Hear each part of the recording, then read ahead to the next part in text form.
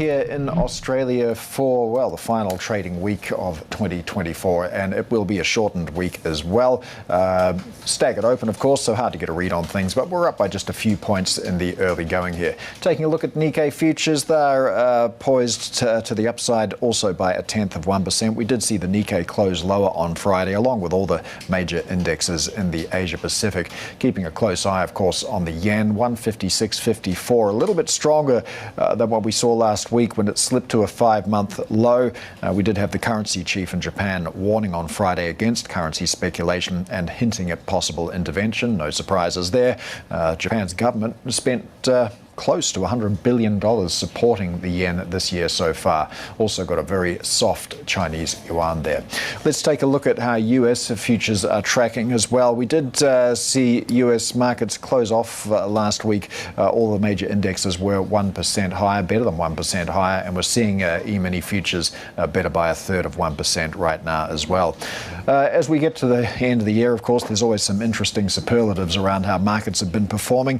The S&P's up 26% this year, but a few ETFs to compete with it. The God Bless America ETF trades under the code YALL. Beat this. It was up almost 33%. A fund tracking securities bought and sold by Democratic Congress members called NANC, short for Nancy Pelosi, was also up 28%. So if you traded according to your political views, you would have done even better than the S&P in 2024. Dollar spot index continuing to show strength, up another 0.1% there. And we've got an oil price right now, New York crude 69.48. Oil in the last quarter of this year has been trading in the tightest range in 4 years. That's for Brent at least. Of course, OPEC continuing to reduce output due to reduced demand. All right, casting a shadow over all of this, of course, is what the Fed does next. We heard from Mary Daly, San Francisco Fed chief, a little bit earlier. Here's what she had to say. And today, I feel like we've got policy in a good place, the economy's in a good place, and we're prepared for whatever comes before us. My projection is that it will take many fewer rate cuts next year than we thought, but I'll watch the economy and see if that works out. All right, Mary Daly there talking about her 2 cuts still on the table for the Fed next year. Just want to get to one of our other top stories as well. This is Donald Trump's remarks on Panama. Of course, he was complaining over the weekend about the excessively high fees being charged to U.S. ships transiting the Panama Canal. We have heard from Panama's president, Jose Raul Mulino. He rejects Trump's threats to reimpose U.S. control over the Panama Canal, which was gifted to Panama under the Carter regime. Mulino says, well, he's defending the canal's tolls, saying they're established transparently based on operating costs and market conditions, and he's rejecting this idea of the U.S. taking it back, saying the canal is controlled exclusively by Panama. Donald Trump, meanwhile, has responded, saying, we'll see about that. All right. Joining us now, we've got Chris Weston, Head of Research at Pepperstone Group.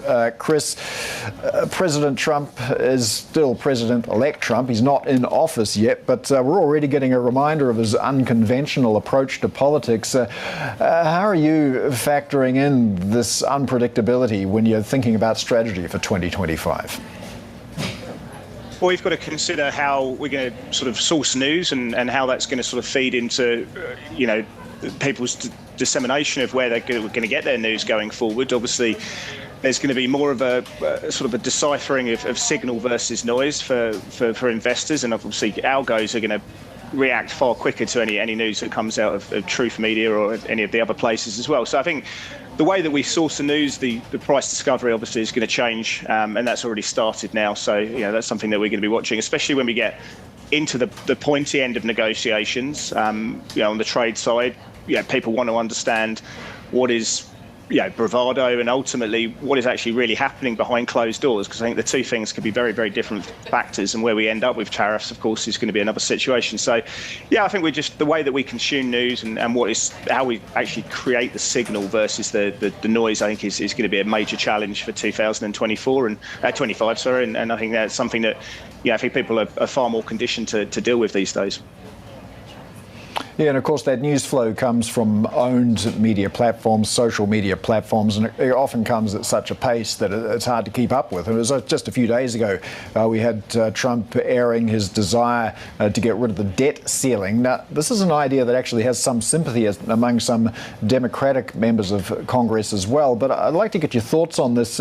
US deficit, debt, it's already taking on rather concerning proportions. What are the risks around getting rid of the debt ceiling entirely, and how much debt can the market soak up?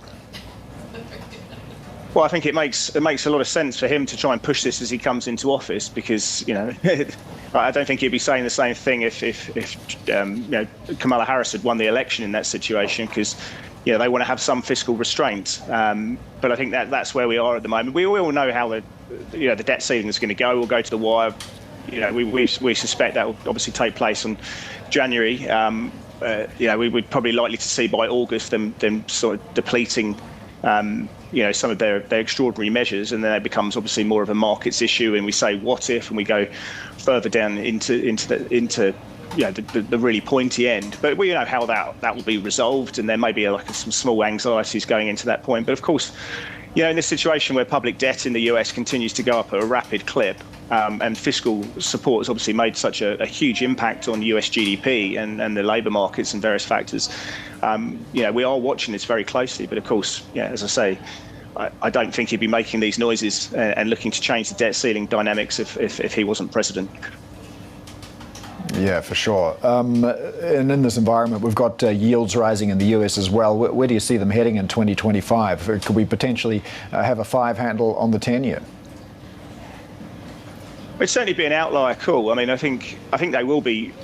I think the discount rate will make more of a difference as we go into the new year. I certainly think if we see 10-year real rates pushing above, what was the high we got back in mid-year, in October of last year, we got up to sort of 258. I think if we were to break that, and of course it's the rate of change that everyone watches. It's not just about the absolute level, it's about the pace that we have. And I think that's where if we're trying to price equity risk and look at the equity risk premium, and especially with the time when valuations are so stretched, I think it's the pace of change in the selling that we're going to be seeing. So I think that people are making the argument that, long end yields, 30 and 10-year yields, which obviously seen some big volatility of late, are starting to look a little bit cheap at current levels. But you wouldn't necessarily go out and buy duration just because of valuation risks, given the ferocity of the move we've been seeing. But I think they will matter as we go into 2025, and trying to price risk around what's happening in the long end, I think is absolutely key. But I think 5% would be an outlier move. I know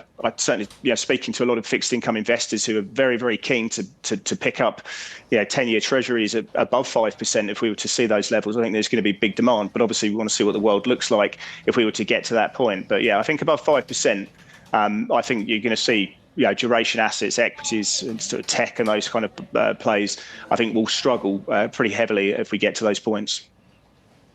Mm-hmm. We heard from Mary Daly there a moment ago as well, talking about how she's comfortable with 2 rate cuts. But that decision and commentary from the Fed last week really left the door open to some conversation about whether we end up with 2 cuts or less, or possibly a hike as well. But if we think about this, there's sticky inflation, there's strong growth. Why ease in that kind of environment? Yes, it could. I mean, it's obviously the point of conjecture at the moment. I mean, I think it's still very much a moving target. I think the Fed have had so many whipsaw moves over the last 15 months. I think we've seen 5 major pivots from the central bank, or major, but certainly pivots from the central bank. That, I think it just goes to show that their visibility on some of these academic terms of R-star, or both on a nominal or real R-star basis, I think, is very, very poor. And they're still very much a data-dependent central bank, and therefore the market is still has very low understanding about where the Fed really want to go. So it's still very much a moving target. Their dots were marked to market to where Fed for market pricing is.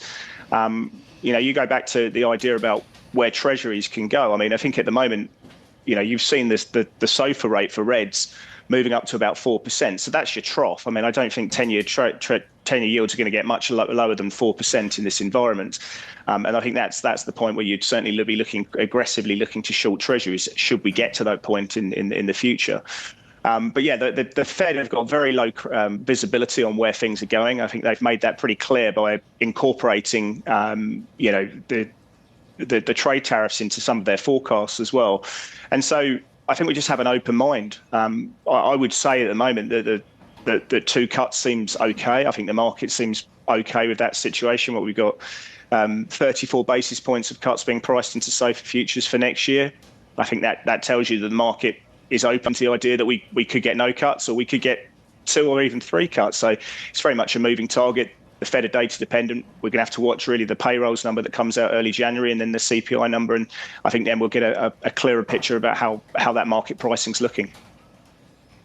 All right, Chris Weston staying with us. Chris is, of course, head of research at Pepperstone Group. We'll continue the conversation in just a moment. But we've got some breaking news out of Australia now. We're hearing that News Corp intends to sell Foxtel to DAZN for an enterprise value of 3.4 billion Australian dollars. Now, this has been an idea which has been discussed since early this year. Around August, News Corp it was made public that it was considering selling Foxtel. Foxtel is, of course, a legacy pay TV service here in Australia. It's struggled against the emergence of many streaming platforms, including Netflix and the like.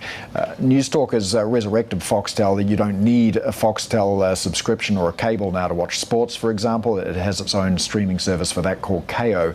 But this was expected to be in the pipeline, and now we have the news. News Corp to sell Foxtel to DAZN for an enterprise value 3.4 billion Australian dollars. All right, we have more ahead on the Age of Trade. This is Bloomberg.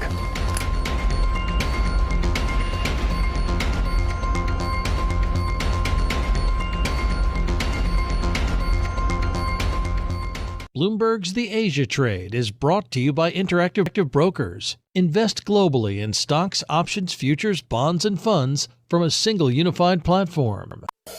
Interactive Brokers pays up to 4.08% on instantly available U.S. dollars in your brokerage account. How much interest can your bank or broker pay? Interactive Brokers' conservative and prudent risk management uniquely positions us to pay up to 4.08% on uninvested, instantly available U.S. dollars in your brokerage account. The best informed investors choose Interactive Brokers. You make good choices. Always planning ahead. Like to not just chase a career, but one day follow your heart. With ambition like that, you need someone who elevates banking to a craft. At UBS, we match your vision with insight and advice to shape a unique outcome for you. Banking is our craft.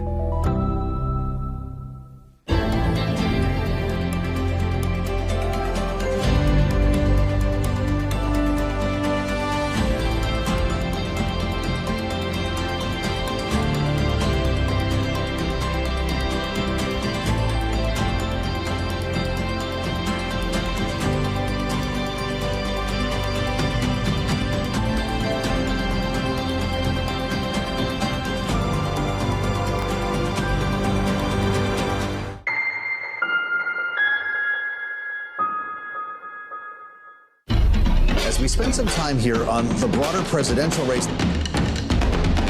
Let's focus in on European politics. Makes you wonder how politics might play out.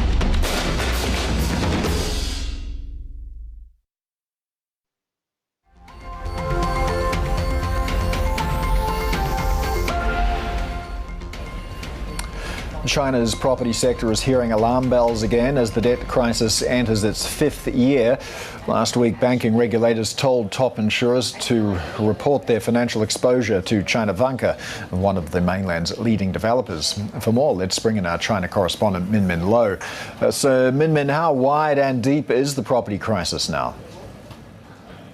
Well, China Vanke is the fourth largest property developer in China, and so it's quite concerning given that it is one of those big builders that have so far managed to avoid default, but it is now on the radar. And it's not just China Vanke. If you look at in Hong Kong, we have New World Development that is seeking to delay payments for some of its maturing loans, some of the biggest debt burden of its kind, because it has about $28 billion in liabilities as of end June, and it's facing its first annual loss in about 2 decades. And plus you have Parkview Group, which is putting up this iconic mall in Beijing that is largely empty for sale. So if you look at overall the amount of bond defaults so far, it has come down from the peak in 2022, but it remains quite elevated, and the fear is that the contagion will spread to offshore to Hong Kong as well, where the market correction is still ongoing, and analysts expect that the market could still take another 1 or 2 years to bottom out. We can expect more defaults to come in the next 1-2 years. How unusual is it that regulators are asking insurers to check their exposure to certain companies like this? Yeah, it is getting a bit of attention because remember, policymakers had just sat watching when China Evergrande, Country Garden were defaulting, but this time analysts still think that the possibility for government bailout of China Vanke is quite low, below 50%. And we know that Vanke executives have been visiting several insurers in the past weeks, asking them not to exercise the put options on some private debt that would soon become open to the firm. But yes, Jefferies Financial Group, for example, saying that the liquidity shortage for China Vanke could come earlier than expected if financial institutions become more cautious and ask for more collateral at a time when home sales continue to slump. Asset disposal has been quite slow. So if you look at the dollar bonds for Vanke, it's been slumping, which shows that doubts are increasing from investors about whether they can actually get full redemption of those bonds. All right, Bloomberg's China correspondent Min Min Lo there. Let's get back now to Chris Weston, head of research at Pepperstone Group. Chris, as we're hearing there, China's property woes, rather than going away, just seem to keep metastatizing. How's your risk appetite for China right now? I mean, it's pretty poor, like a lot of people. I think, if you look at the various indices, they've just been trading in a tight range. I mean, sort of CSI 300, not that I get access to that, but yeah, that's sort of been trading 4,200 down to 3,800, and that continues to be the case with a lot of the markets you can get access to. So really, for me, until you see more of a sort of a trend and a one-way trend coming through, then that's probably what I want to be involved with. Obviously, we're looking at the yuan as well, and there's a general sort of consensus trade that once tariffs are implemented and we actually understand the meat on the bone, like we saw in 2018, when actually the facts are known, then they'll start depreciating the yuan in a more sort of readily fashion. But implied volatility and realised volatility in the yuan is still very, very low at the moment, and I'd like to see it a little bit higher. But I think it's going to be an interesting place to be. I think if it's going to be one of the big macro thematics of Q1 into Q2 going forward, because expectations have been hosed up so many times, and then obviously we are disappointed, and obviously everyone's got their eyes on the MPC meeting in March. To get that clarity, to get that substance. And I think, that they'll need to understand the facts about the external shocks around tariffs before they can actually make up their mind and really go hard on whether they need to really boost domestic demand. I think the worse things get on the external factors, the more they'll have to use domestic demand to drive domestic demand as a policy lever. And I think in that situation, China could be very, very interesting in a market that is underloved. Obviously, there's not very much international flows in there. And so if they can actually pull a rabbit out of a hat and give people the confidence, not just that they're going to meet the growth rates going forward, but they can actually create animal spirits. And obviously that's a big if, but that's where expectations are. And if we were to see that, I think that's huge implications for asset allocation in 2025. But we probably won't know that until the mid to late parts of March. But I think, you may see some tradable rallies. Is it investable? Not sure yet, but I think it's definitely tradable, and you're going to see some life and some big volatility in China, which will interest me. We're not there at the moment. As I say, we're in a pretty tight range in a lot of the Chinese indices, but I think my base case is at the moment, and obviously the market will tell me when they're feeling that, is that we will see some bigger trends up or down and big momentum moves. And I think if that is your strategy, I think China's going to be front and center next year.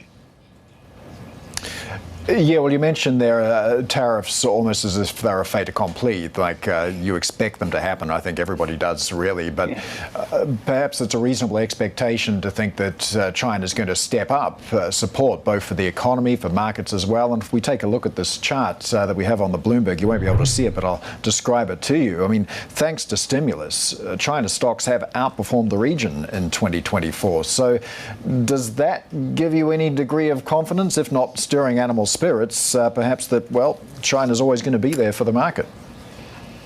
Well, they obviously had the big rally going in September. We saw that significant move, and I'd love to see something similar to that. I'm not sure where I'll get it, but yeah, I obviously they've given us some pretty clear messages that they want to do what needs to be taken. Obviously, they changed their view on monetary policy, and then they've also told us from semantics perspective that they want to have a deficit of 4% of GDP, which didn't really surprise anyone, but I think that is a clear message to people that they're going to do what needs to be done. But I think the Chinese work in a different way from a lot of other different markets, and that is they wait for the facts. They wait to understand real clarity before they set policy and detail that to the market. And because obviously they've got the closed capital accounts, we can't really front run that certainly in the currency market like we can do in the Mexican peso and a lot of the other currencies there which are subject to tariffs. But I sit in the base case at the moment, and I'll wait to be seen that Donald Trump is going to play very hardball. He's going to be seen to be going back to his voting populace and saying, I've fought really, really hard for your rights, and I've basically come out and I'm ahead and I'm winning this one. But I think what happens behind closed doors, I mean, he's won the election because of the cost of living, and he's not going to want to really hurt the cost of living too much, and that means fine, we're going to get tariffs going up and the price level will go up. But I think what we've seen from forward inflation expectations, five-year break even, is very, very well anchored. And of course, the Fed know that and have detailed that.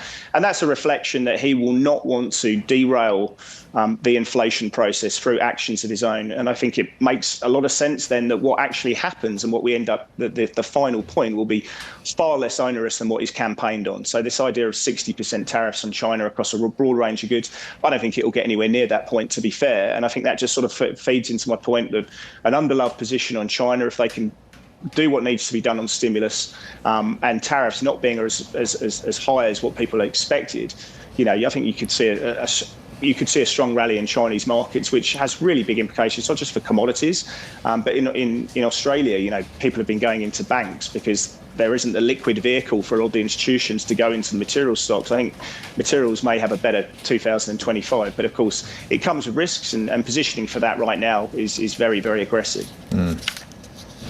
Yeah, in terms of materials, we've had some forecasting from the Australian government that the future for iron ore might not be terribly bright in 2025. Yeah. But Chris, before we let you go, I do just want to talk a little bit about the dollar. I mean, that's another Trump policy, is to ensure that dollar supremacy is never undermined, and that certainly seems to be intact at the moment. But what about dollar yen?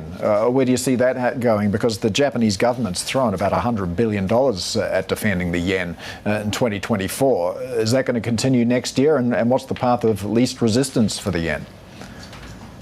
I think we're still going to take a view on relative rate settings. Relative growth is obviously really important, and I think this idea that the MOF are going to be out on the wires talking about this disdain for currency moves is still something that's going to have.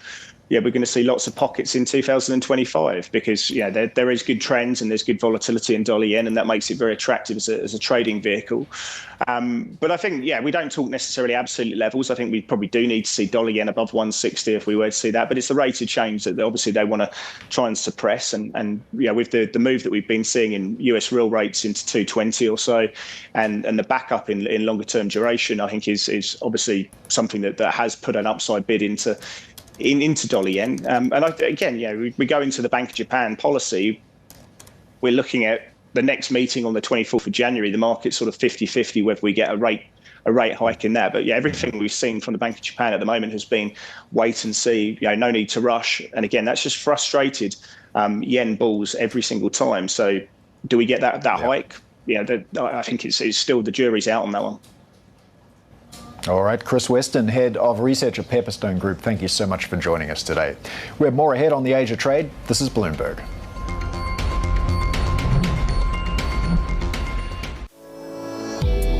continent of vast opportunity and endless potential, but not without its challenges.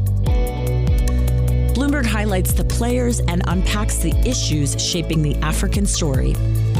We'll bring you interviews with key newsmakers and expert analysis, getting to the heart of business, politics, and economics in the region. I'm Jennifer Zabasaja, and this is Africa Amplified.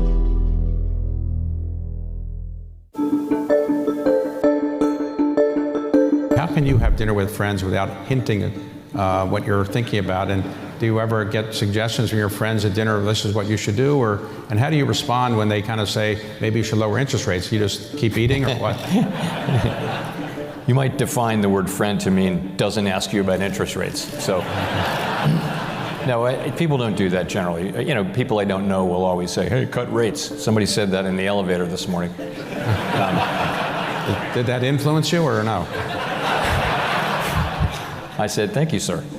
You know, and no, but I mean, you know, people say things, but you know, it's fine. So in some parts of the society these days, people are making decisions based on something called artificial intelligence, AI.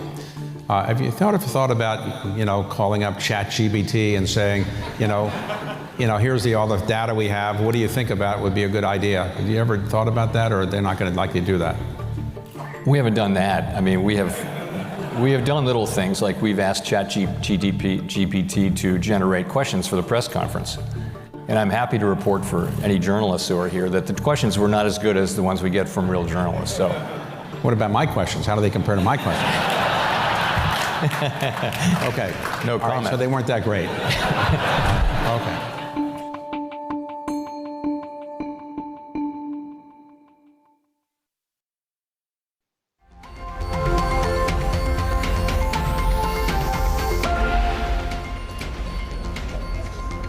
Let's check in on how News Corp shares are tracking here in Australia, better by almost 1.2%. This is on the news we mentioned earlier that it's agreed to sell its cable TV business Foxtel to DAZN in a $3.4 billion Australian dollar deal. That's $2.1 billion US dollars. We're learning a little bit more about this. Under the terms of the agreement, shareholder loans valued outstanding at almost $500 million Aussie, more than $500 million Aussie, will be repaid in full in cash, and News Corp will get a seat on DAZN's board of directors. So the sale of that legacy cable TV business underway for News Corp. The market likes that news. We have more ahead on the Asia trade. This is Bloomberg.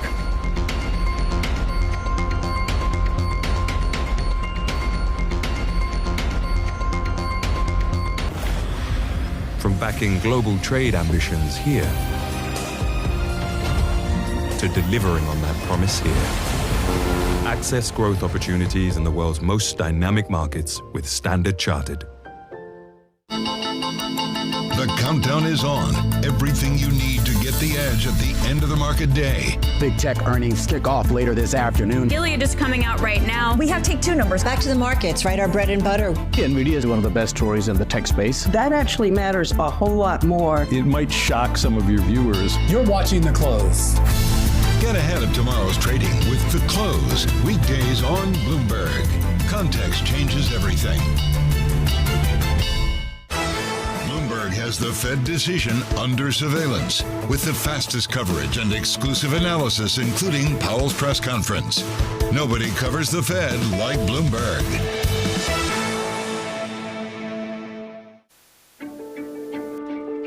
If you look at private equity just as one piece of the institutional equity market, there are 3 times as many dollars invested than uninvested, right? So you have about $3.5 trillion in the ground that needs to get resolved versus about $1.5 trillion that's wanting to be invested.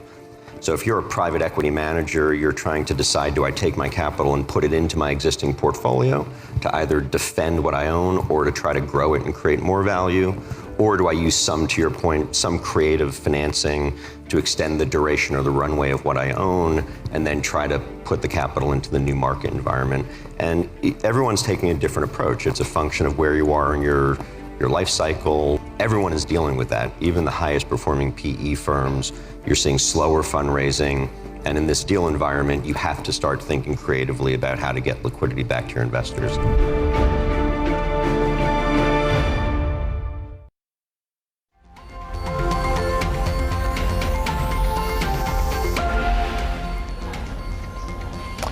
Let's take a look at how we're tracking here in Australia after 30 minutes of trade. The ASX higher by almost 2/3%, reversing some of those losses that we saw towards the end of last week. One of the best performing stocks right now, News Corp, better by 1.3%, as we mentioned this on news of the sale of its legacy cable TV business, Foxtel.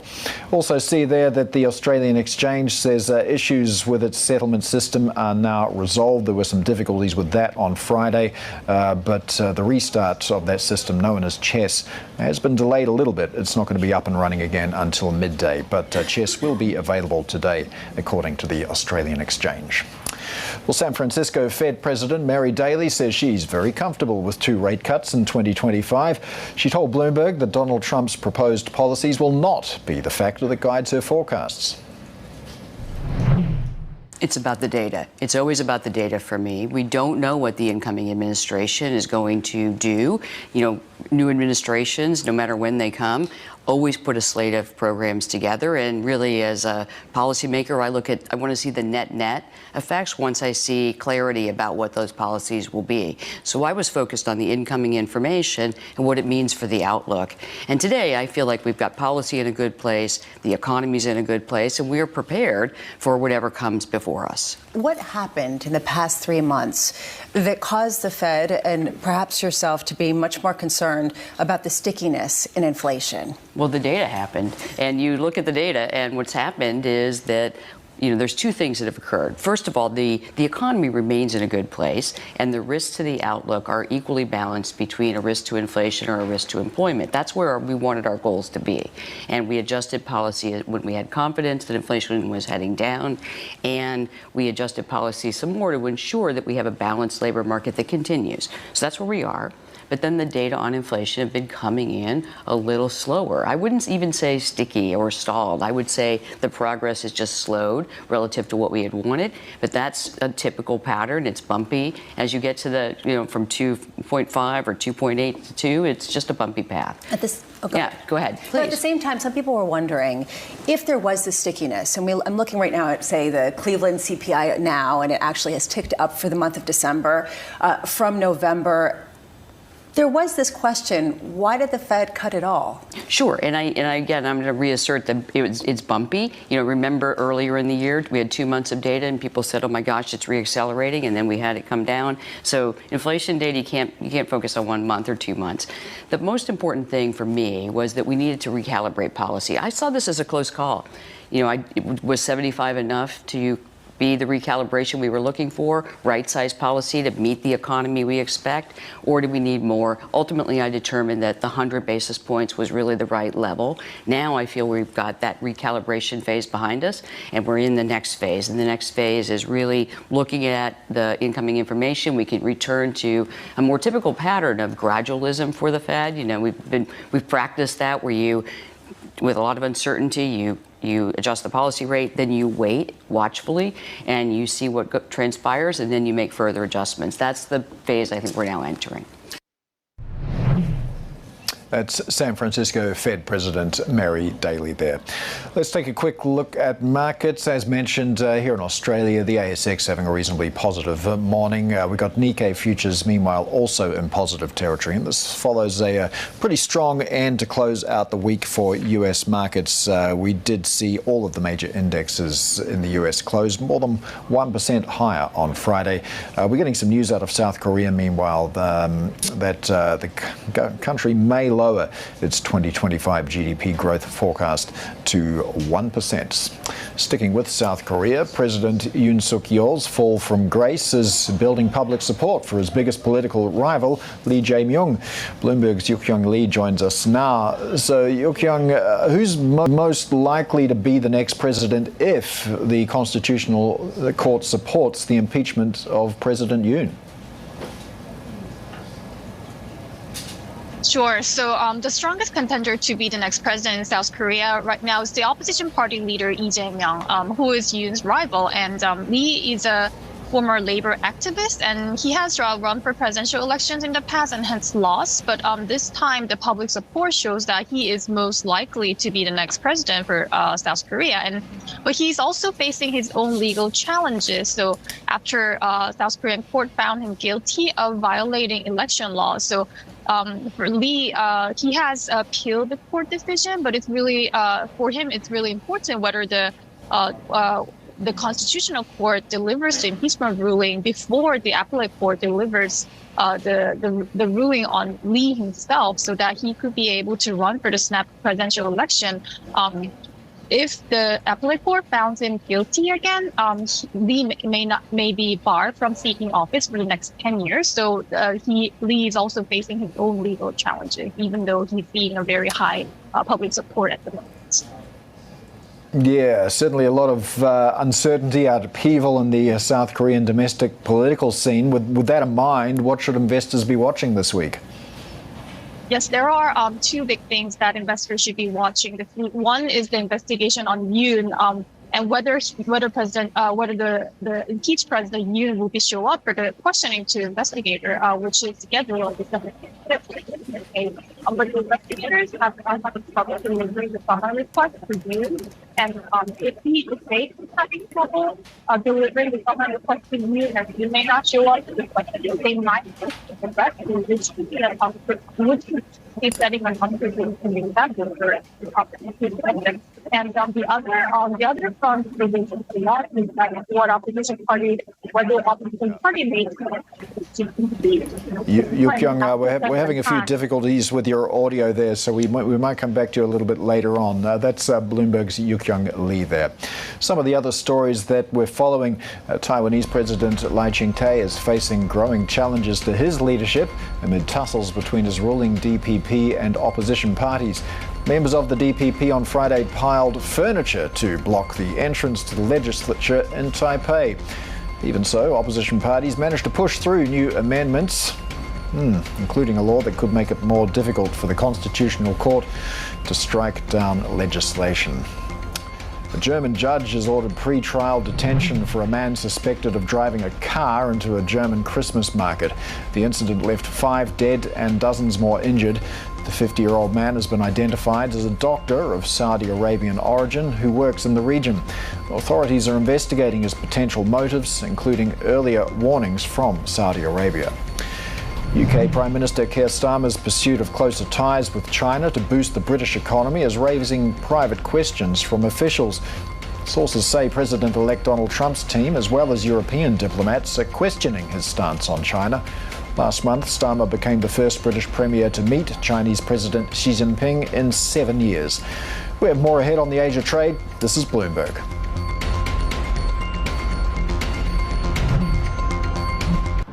From taking first steps here to beginning your own wealth journey here. Access international wealth expertise with Standard Chartered to grow your wealth anywhere in the world.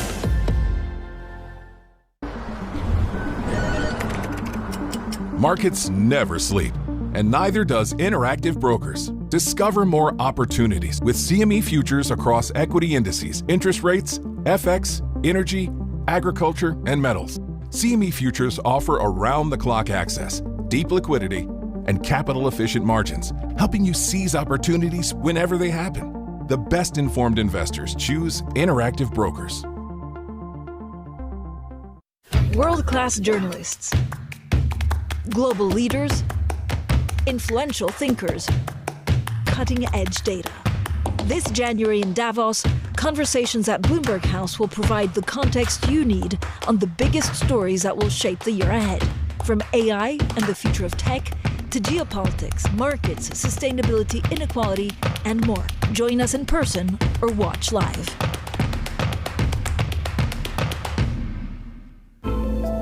Bloomberg covers the world with unmatched reach and resources. From more than 120 countries, the moment news breaks, 24 hours a day.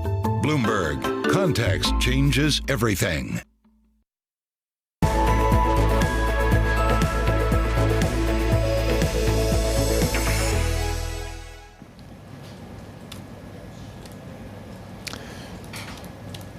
We've got Japanese markets opening at the top of the next hour. We've got Nikkei futures in positive territory at the moment, following on from some pretty good gains that we saw on US markets towards the end of the week. We've got a very weak yen, though, still 156.46. We unsurprisingly, perhaps, had the currency chief in Japan warning on Friday against speculation, hinting at possible intervention. So we'll be keeping an eye on that. The yen right now, 156.46. Well, Carlos Ghosn, the architect of the Renault-Nissan alliance, says merger talks between Nissan and Honda suggest Nissan is in panic mode. He told Bloomberg that while there are similarities between the firms, cooperation between the two companies is going to be challenging. It's a desperate move. It's not a pragmatic deal because, frankly, the synergies between the two companies are difficult to find. There is practically no complementarity between the two companies. They are on the same markets. They have the same products. The brands are very, very similar. So in a certain way, from one side, Nissan, it's a desperate move to try to find the future. And from the other side, Honda, which, if I understand well, they were not very excited about this move. But, you know, you have to count with METI in Japan. That means the METI had a big say into it. So at the end of the day, they're trying to figure out something that could marry the short-term problems of Nissan and the long-term vision of Honda. Do you think Nissan is being do you think Honda is being pushed into this deal by the economy ministry? There's politics pushing this deal, Carlos, rather than the value of the deal? Without any doubt for me. That means having lived in Japan for so many years, I understand how influent can the METI be. And I can tell you that from all the data that I received about the performance of Nissan, which has been miserable for the last, at least for the last 2 to 3 years, they have cash problem, they have investment problems, they're being really hammered in the United States, they got practically out of Europe, they're being challenged in China, and there is no plan in front of it. So I can tell you that there is panic mode inside Nissan. You've dealt with the Japanese, you've dealt with Nissan, you understand the metrics to get these organizations together. Is the government going to have to deliver backstops to Honda to make this deal work? No, I think they in a certain way try to push Honda onto this deal. Obviously, Honda must have some kind of benefit out of it, if not on the short term, at least on the mid and the long term. But that will be closely monitored to make sure that the impact on the Japanese society is not going to be too big. Because, you know, when you have two companies of this size and practically in the same market with practically the same strengths and the same weaknesses, there are going to be a lot of costs to be taken out, and there are going to be a lot of duplication to be taken out. So this is going to be closely monitored by the METI.